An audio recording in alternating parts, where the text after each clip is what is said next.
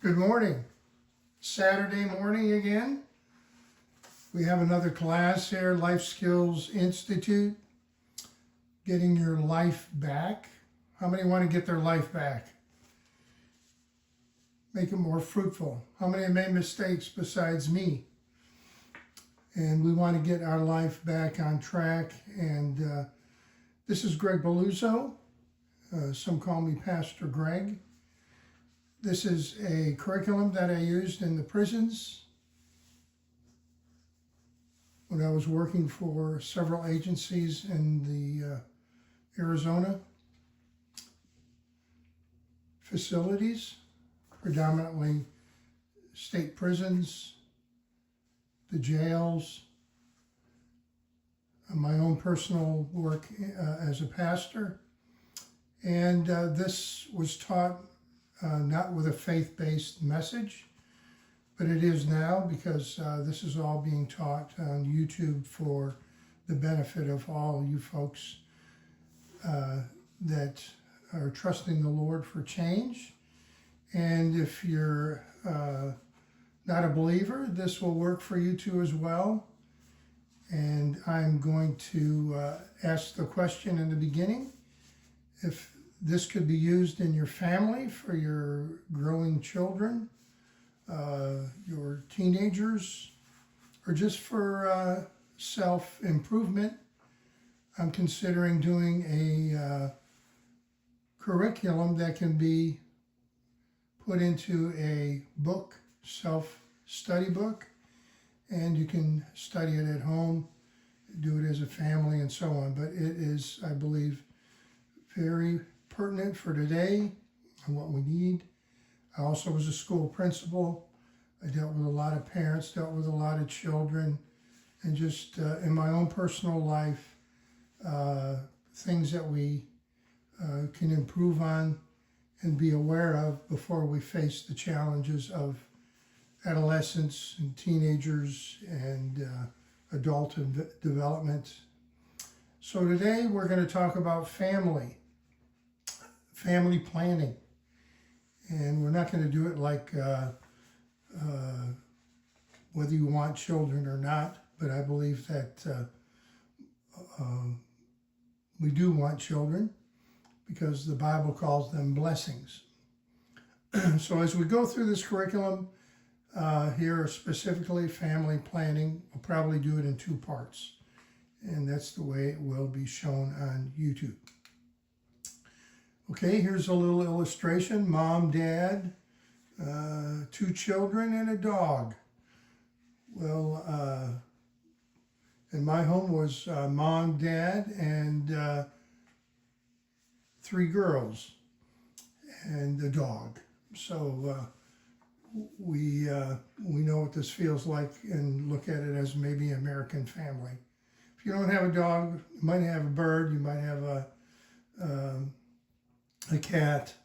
Those are typically some things we have in our home. We're animal lovers. Moving along. The biblical origin of family is Genesis 2:18 through 24. God is talking about it's not good that man be alone, live alone. And he created a woman from his side. That means not to dominate over her, but to have her at his side. And Genesis 1:27 and 28 talks about we're made in God's image.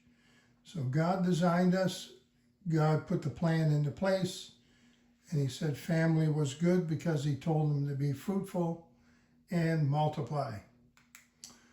So moving along here, we find the right partner for marriage and family. We certainly want to see that be a part of it. This might not be a wherewithal, but that certainly is thoughts to be put into place when you want to have a helpmate. You're thinking about family. You're thinking about what is my design for a family. We can go through this together. First, pray. First and foremost, bring our requests to God. Number 2, dialogue with God of who Mr. and Mrs. Right will be. Write down on a list, My mother, when I grew up, she was the prettiest woman in the whole wide world. She was loving and caring and always there, and she was a good example. Being a person that has gone through divorce, obviously I didn't find the right one that was like my mom, but I do now. I have a wonderful wife, and she is very much like my mother, domestication-wise, and just being there and believing in me, loving me. Number three, church group. You want to be able to go to church. You want to both be in the faith. You want to both be walking side by side in your values. Number 4, family or friend or referral. This is how you might be able to meet your significant other to start with before it becomes your engaged partner, and then eventually be your partner. You can maybe have somebody that wants to fix you up, and sometimes that works out. Christian dating sites. I've known people that have met people on dating sites and got married that way, and sometimes it works out, sometimes it doesn't, but you just have to be prepared to be intentional and be specific. Mutual interest, number 6, mutual interest groups. There are people that go hiking, there are people that go bow hunting, there are people that go canoeing, there are people that go play golf, bowling, tennis, racquetball, all kinds of things that people can unite around. Swimming, tennis. Did I say that? Maybe I did. But just to reiterate, interests are important. Studying the Bible, going to Bible studies and so on, that you can meet people that have a commitment to love the Lord depending on your investment and what you want to have as a priority. Number 7, being open for God's divine opportunity. You never know what God's going to do. He can surprise you just like he did with Adam after he created Eve. And there she is. Relationships from our last study are made, they just don't happen. And this is kind of the way they start out. You have an interest, you might meet each other, and you're an acquaintance, and you want to know each other a little bit better. How do you become a friend? You might go out for coffee, you might go hiking, you might go swimming, you might go play cards, you might go and go to church together. You're becoming a friend to that person. And then if that doesn't really work out, it's maybe the friendship part that you might have an interest in doesn't work out. If it does work out, you move on to becoming a good friend. That becomes where more of your time is being spent together. And then when you really find out that you gel together, you really have a love for God, a love for each other, a love for your plans, a love for your interests, a love for your values, a love for your boundaries, all the things that go along, then you can have an engagement. The engagement means you're committed to each other, and in that commitment to each other, you develop your future, and then eventually marriage, and you're in that covenant. The Bible calls it a covenant because it is as we are the bride of Christ. He is the committed one to us, and he's covenanted with us that he'll never leave us or forsake us. He'll be with us all throughout time and into eternity. And marriage should be, as the vows go, for better, for worse, for richer, for poor, in sickness and in health, all the things that they say.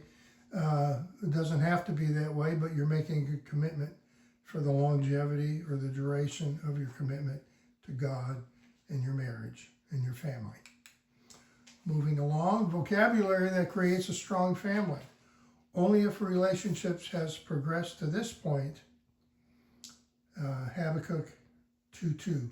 says write the vision and make it plain so that if you run with it, you'll be able to run with that vision together.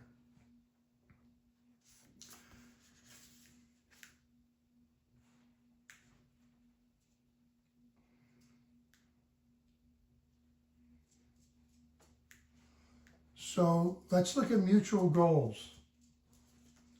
Reason for a relationship is purpose. You have mutual goals and you have a purpose in it. We don't want to be ignorant. We don't want to be like children or teenagers. Some parts of our teenage world is very immature, but we can learn to grow and become more adult-like in our approach for our mutual goals. Core values have a purpose.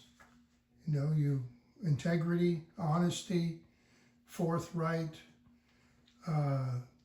talking about making investment when you buy a home, the vehicles you drive, the way the children are going to be raised. You form a core value system that you both can put a value on. Importance of family. Decide how important family is. When you have a family, you got to think of the extension of that family. If you have children, it means raising them together, means going to their sporting events, means to go and get involved in their school. Be surprised when I was school principal how many families had no interest at all in their children in school, even though we have parent-teachers conferences and so on. So it takes a dedicated and committed parents, moms and dads, to have an investment in their children, know how well they're doing in school, the people they're associating with. All that stuff can be an interest in when you talk to your teachers or principal or people that are involved with your children in school. You want to be aware of those things so you can be supportive at home or dismantle some of the things that are happening in school at home that they have to bring into school. It's real important. Soul winner is that person you're relating with, a soul winner, interested in people that are not saved. Salvation is a very important part of our commitment to the Lord, especially when you talk about the Great Commission, going into all the world, preaching the gospel so that people will be saved. Outreach. Do you want to do outreaches together? Do you want to make your home a center for outreach?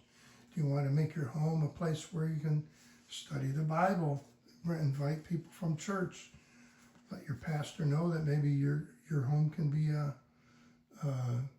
place where the Word of God is open to be studied and understood from your home. How important your faith is and church role. Discuss priorities. How many children, choosing not to have children. You can have children or not have children. This is your priority and it should be discussed. How many? 1, 2, 3, indefinite. You don't care how many. Well, it has to be on a mutual scale because children cost, not only financially, they cost with our time, they cost with our investment in them, and they cost with just being prepared so you can have that plan. Going back to this slide, when we talk about relationships, that part in the middle, it's based on the level of commitment. So when you get involved and you're planning your family and your relationship and you're married, you want to have a level of commitment to it. You don't just want to accomplish the marriage and be committed to each other. You want to be committed to the whole picture that you created in the beginning of your relationship. So let's look at involvement of parents and in-laws. So when you are in your marriage relationship, you're planning your family and you have your goals set there with the number of children, And even prior to the children coming along, how much participation are your in-laws going to have? Right now, I'm retired. My in-laws live right down the street from me. They're very much a part of our life. But prior to that, my wife and I, we lived for doing things together and doing it with the children and being involved. In our case, some of them were coming into teenage years, and my wife took my daughters out to learn how to drive and see that they got their driver's license. It was something that she volunteered to do. She did it much better than I did, with much more patience. And the benefit of our participation together is that it worked. Where to live? How about the area where you're to live? If you want to find out the parts of Phoenix that you might be more comfortable in, where the shopping is the best, schools are the best, all that will have to be communicated. And we have a little box in the corner that says words can hurt or heal. What did your words do today to the relationship? You want to be able to speak life into your marriage, be optimistic, be futuristic, be people that know the now, how to deal with it.